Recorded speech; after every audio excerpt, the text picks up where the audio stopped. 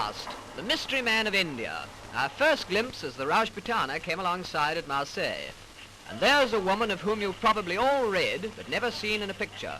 Miss Madeline Slade, the English daughter of an admiral, who now prefers to be known as Malara Ben.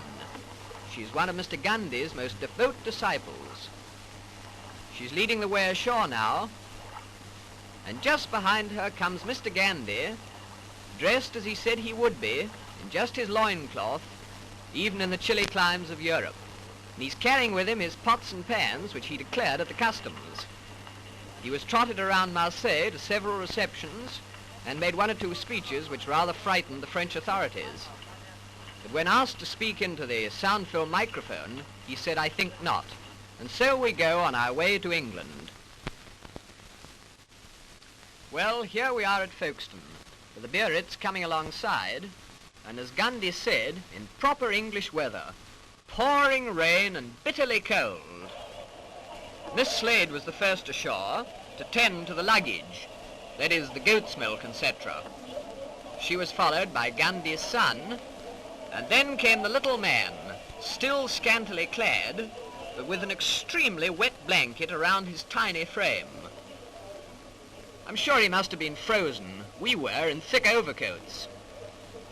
He picked his way through the puddles along the quay side, and he was wearing sandals, by the way, to the waiting motor car, for he decided that he'd rather go up to London by road.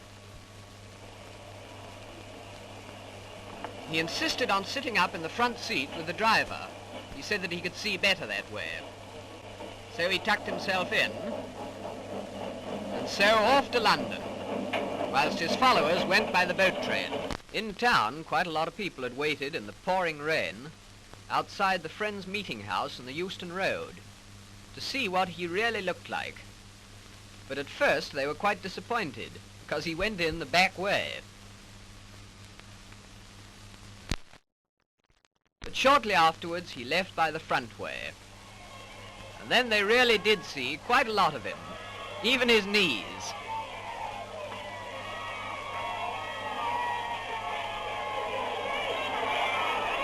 No, he won't speak into the microphone.